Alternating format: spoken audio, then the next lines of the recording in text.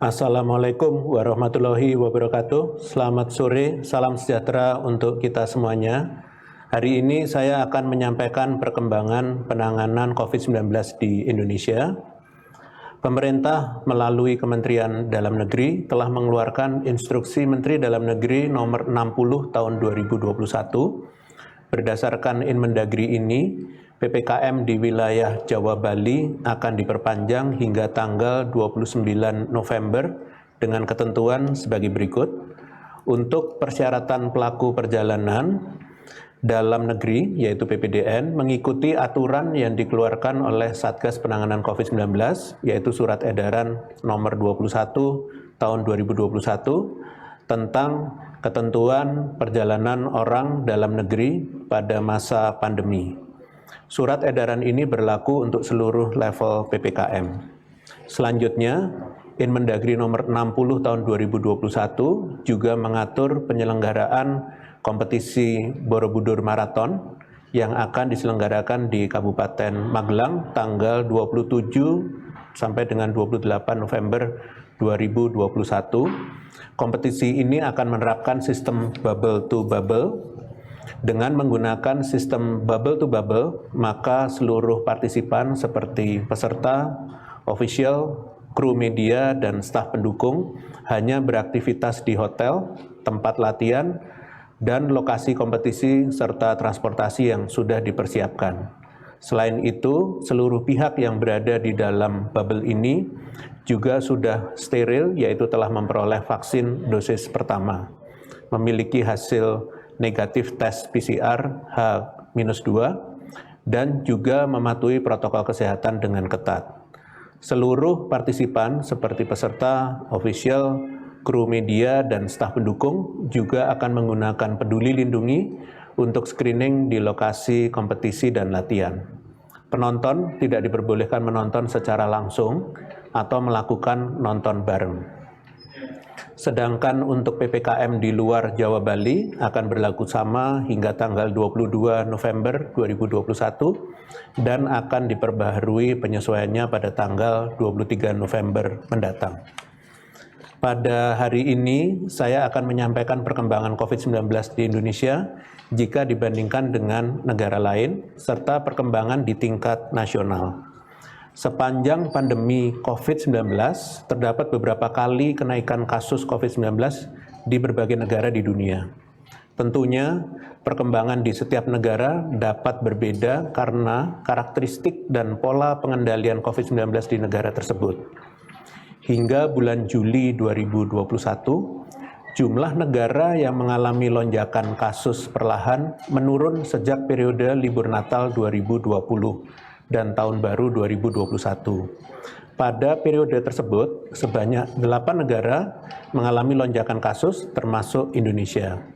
Negara-negara tersebut antara lain Amerika Serikat, Inggris, Hungaria, Ukraina, Jerman, Kanada, Rusia, dan Indonesia. Selanjutnya, kasus mengalami penurunan dan di bulan Maret terdapat 5 negara yang mengalami lonjakan kasus, yaitu Hungaria, Italia, Ukraina, Finlandia, dan Filipina. Pada bulan Juli 2021, meskipun Indonesia mengalami lonjakan kasus yang sangat tinggi, ternyata di tingkat dunia setidaknya hanya 3 negara yang mengalami lonjakan kasus, yaitu Inggris, Rusia, dan Indonesia. Namun ketika kasus di Indonesia mulai mengalami penurunan, justru di berbagai negara di dunia mengalami lonjakan kasus. Di bulan Agustus dan September, setidaknya ada 6 negara yang mengalami kenaikan, termasuk negara tetangga di Asia Tenggara. Negara-negara tersebut adalah Inggris, Finlandia, Malaysia, Thailand, Filipina, dan Jepang. Saat ini, jumlah negara yang mengalami lonjakan kasus lebih banyak daripada saat periode akhir tahun 2020 lalu. Jika pada tahun lalu setidaknya ada 8 negara pada bulan Oktober-November tahun ini terdapat 9 negara yang mengalami lonjakan kasus. 9 negara tersebut adalah Hungaria, Inggris, Singapura, Ukraina, Jerman, Rusia, Italia, Finlandia, dan Australia. Meskipun kasus COVID-19 di Indonesia terus mengalami penurunan, adanya lonjakan kasus di beberapa negara yang terus bertambah saat ini harus menjadi perhatian, agar kita tidak lengah. Bahkan negara-negara tersebut sebelumnya tidak pernah mengalami lonjakan kasus selama pandemi, seperti Australia, Singapura, dan Jepang. Untuk itu, penting bagi kita untuk terus menerapkan prinsip kehati-hatian, agar kita tidak ikut mengalami lonjakan kasus kembali seperti negara-negara yang saya sebutkan tadi. Sedikit saja perkembangan ke arah yang tidak diinginkan, perlu diwaspadai dan segera diantisipasi agar segera dilakukan langkah perbaikan. Selanjutnya, jika melihat perkembangan kasus di tingkat nasional, terdapat 29% atau 37 kabupaten kota di Jawa Bali yang kasusnya meningkat dibandingkan minggu sebelumnya. Peningkatan ini paling banyak terjadi di Jawa Tengah dengan 14 kabupaten kota, diikuti Jawa Timur 12 kabupaten kota, dan Jawa Barat 8 kabupaten kota. Adanya kenaikan kasus ini dibarengi dengan peningkatan jumlah orang yang dirawat pada 43 kabupaten kota di Jawa Bali atau sebesar 34%. Urutan terbesar kenaikan orang yang dirawat sama dengan kenaikan kasus, yaitu Jawa Tengah tertinggi dengan 14 kabupaten kota, Jawa Timur 13 kabupaten kota, dan Jawa Barat 8 kabupaten kota. Selain pada tingkat kabupaten kota, peningkatan jumlah orang yang dirawat juga terlihat pada data di Wisma Atlet. Selama seminggu terakhir, jumlah orang yang dirawat tampak meningkat secara konsisten pada rentang 248 hingga 273. Padahal sebelumnya, keterisian tempat tidur di Wisma Atlet sudah berhasil ditekan hingga 209. Di saat kasus mengalami peningkatan dan sudah semakin banyak orang dirawat, sayangnya laju vaksinasi mengalami penurunan selama 7 minggu terakhir. Penurunan ini utamanya terjadi pada vaksin merek Sinovac, yang ternyata juga tidak dibarengi dengan peningkatan vaksinasi pada vaksin merek lainnya, yaitu Pfizer, AstraZeneca, Moderna, dan Sinopharm. Oleh sebab itu, saya mohon kepada seluruh pemerintah daerah untuk segera meningkatkan cakupan vaksinasi di daerahnya. Cakupan vaksin penting sebagai modal menghadapi lonjakan kasus yang mulai terjadi dan harus diupayakan tercapai sebelum terjadinya lonjakan ketiga. Saya juga meminta kepada seluruh masyarakat untuk tidak memilih-milih merek vaksin yang digunakan. Semua jenis vaksin yang masuk dan beredar di Indonesia sudah dipastikan keamanan, kualitas, dan efektivitasnya berdasarkan uji yang dilaksanakan oleh Badan POM dan pemantauan instansi serta organisasi profesi terkait.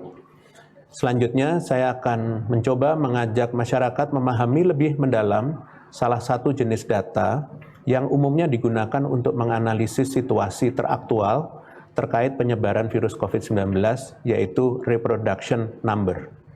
Angka ini penting untuk diperhatikan selain angka kasus, angka kematian, dan angka fatalitas untuk menjadi dasar penentuan upaya pengendalian COVID-19 yang tepat.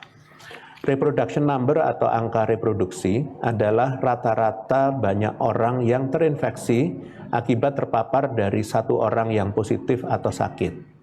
Angka ini berguna untuk menggambarkan kemampuan penyebaran suatu penyakit.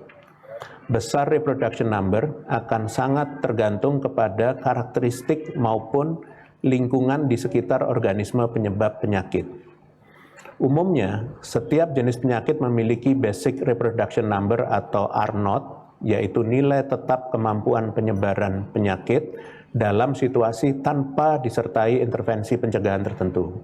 Contohnya, R0 untuk virus COVID-19 varian original dari Wuhan, yaitu 2,4 sampai dengan 2,6. Hal ini bermakna bahwa satu orang kasus positif rata-rata dapat menularkan kepada 2 sampai 3 orang lain di sekitarnya setelah melakukan interaksi. Sedangkan RT atau RT, Effective Reproduction Number, adalah angka reproduksi penyakit setelah adanya intervensi. Semakin tinggi reproduction number suatu penyakit, maka akan semakin besar peluang jumlah kasus positif terus meningkat, begitu juga sebaliknya. Umumnya, reproduction number di atas 1 menyebabkan penambahan kasus yang berlipat atau eksponensial. Angka 1 menyebabkan penambahan kasus yang cenderung stagnan, dan angka di bawah 1 secara gradual akan menginfeksi lebih sedikit orang dan akhirnya dapat menghentikan perluasan penyakit dalam suatu kondisi tertentu layaknya epidemi, karena semakin sedikitnya jumlah kasus positif baru maupun bertambahnya jumlah kesembuhan kasus positif seiring waktu dan pengobatan yang dijalani.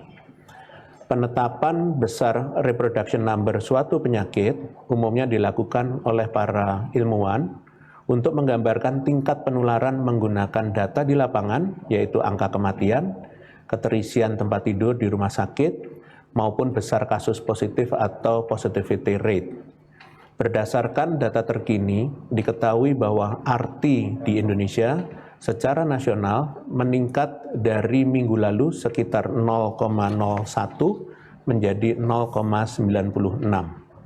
Jika dilihat lebih mendalam, walaupun RT di seluruh pulau masih berada di bawah 1, namun angkanya di Pulau Jawa, Bali, dan Kalimantan mengalami kenaikan. Penyampaian data reproduction number diharapkan menjadi pembelajaran baru bagi pemerintah daerah untuk dapat membaca tingkat penularan COVID-19 dari aspek epidemiologis yang lebih spesifik. Ingat, untuk bisa memahami penyakit COVID-19, kita memerlukan data dan basis ilmiah untuk menghasilkan kebijakan yang efektif. Untuk itu, kita perlu lebih waspada ke depannya, apalagi kemunculan varian baru COVID-19 lainnya yang nyatanya memiliki reproduction number yang lebih tinggi perlu juga menjadi perhatian. Untuk itu, saya mengingatkan masyarakat, bukan berarti kondisi kasus yang terkendali akan tetap lestari selamanya jika dari kita sendiri tidak berusaha mempertahankannya, yaitu dengan konsisten melakukan pengendalian. Reproduction number akan sangat dinamis, tergantung seberapa baik intervensi yang kita lakukan, baik dengan protokol kesehatan 3M, upaya 3T, maupun vaksinasi.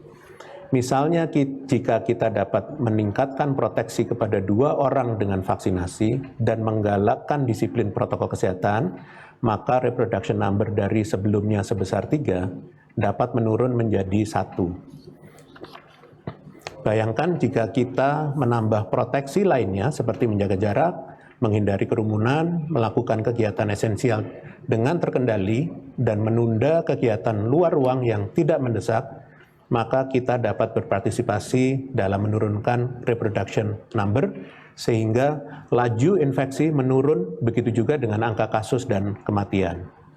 Kita perlu kembali mengencangkan pengendalian agar kita dapat mencegah gelombang kasus baru di tahun depan. Sebelum menutup konferensi pers hari ini, berikut adalah beberapa informasi tambahan terkait COVID-19 di Indonesia. Cakupan vaksinasi dosis kedua di tingkat nasional sudah mencapai 40% populasi di Indonesia.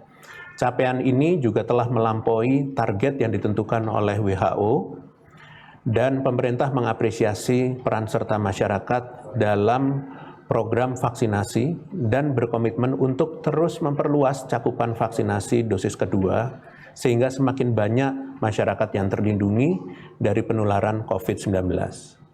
Bagi masyarakat yang belum menerima vaksin dosis kedua, agar dapat segera mengaksesnya, dan bagi mereka yang sudah, agar selalu mematuhi protokol kesehatan dalam segala aktivitas yang dilakukan.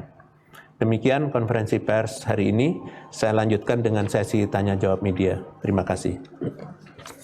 Pertanyaan pertama, Prof, dari hendroberita1.com, Zubi LKBN Antara, dan Firna Antara.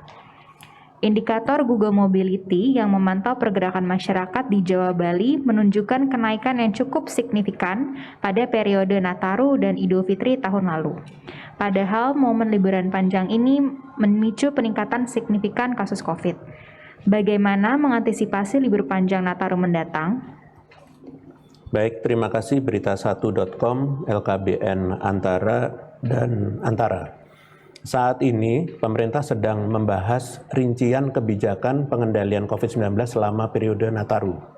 Pada prinsipnya, pemerintah akan tetap mendukung kegiatan masyarakat asalkan dilakukan secara terkendali.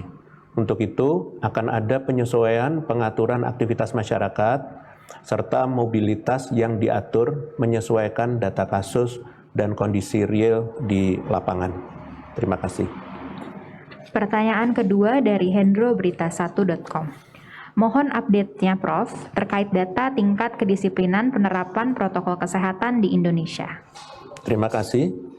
Jadi selama 1 pekan terakhir, ini terdapat 20,37% kabupaten kota, 21,9% kecamatan, dan 22,96% desa atau kelurahan secara nasional yang melaporkan kepatuhan memakai masker kurang dari 75% total masyarakat yang terpantau. Sedangkan terkait dengan kepatuhan menjaga jarak dalam sepekan terakhir, terdapat 23,71% kabupaten kota, 23,78% kecamatan, dan 21,91% desa atau kelurahan secara nasional dengan kepatuhan kurang dari 75% total masyarakat yang terpantau. Baik di wilayah Pulau Jawa Bali dan non-Jawa Bali, tingkat kepatuhan per kabupaten kota mayoritas sudah cukup tinggi, walau masih terdapat keberagaman di tiap pulaunya. Masyarakat dapat mengupdate kepatuhan protokol kesehatan di daerahnya masing-masing di https://covid19.go.id/monitoring kepatuhan protokol kesehatan. Kedepannya, diharapkan pemerintah daerah setempat bersama dengan posko-posko yang terbentuk di bawahnya terus meningkatkan kegiatan pencatatan dan pelaporan di berbagai fasilitas publik, khususnya menjelang periode Nataru, agar setiap potensi penularan COVID-19 dapat dicegah secara dini oleh masyarakat. Terima kasih. Pertanyaan terakhir dari Zubi LKBN Antara, Firna Antara, fitriliputan6.com, dan titinmerdeka.com. Terjadi kenaikan kasus COVID-19 di 126 kabupaten kota. Apakah ada dugaan karena pelaksanaan pembelajaran tatap muka di sekolah, kegiatan takziah, atau varian baru? Terima kasih pada LKBN Antara, liputan6.com dan merdeka.com. Jadi update data yang telah disampaikan Kementerian Kesehatan telah berbasis data yang terkumpul di dashboard Sekolah Aman dan Madrasah Aman yang dikelola oleh Kementerian Pendidikan dan Kebudayaan bersama Kementerian Agama. Pada prinsipnya, data COVID-19 terhimpun dari sumber yang sama, yaitu data-data di daerah, dan diolah sesuai dengan kebutuhan masing-masing kementerian lembaga untuk pengambilan keputusan yang spesifik. Sedangkan temuan terkait klaster takziah merupakan hasil investigasi epidemiologis dari Dinas Kesehatan setempat. Kedepannya, pemerintah pusat bekerja sama dengan Dinas Kesehatan dan Dinas Pendidikan di masing-masing daerah terus melakukan surveillance baik aktif maupun pasif untuk antisipasi kasus yang lebih baik ke depannya. Baik, terima kasih atas pertanyaan media. Dengan demikian konferensi pers berakhir. Selamat sore. Wassalamualaikum warahmatullahi wabarakatuh.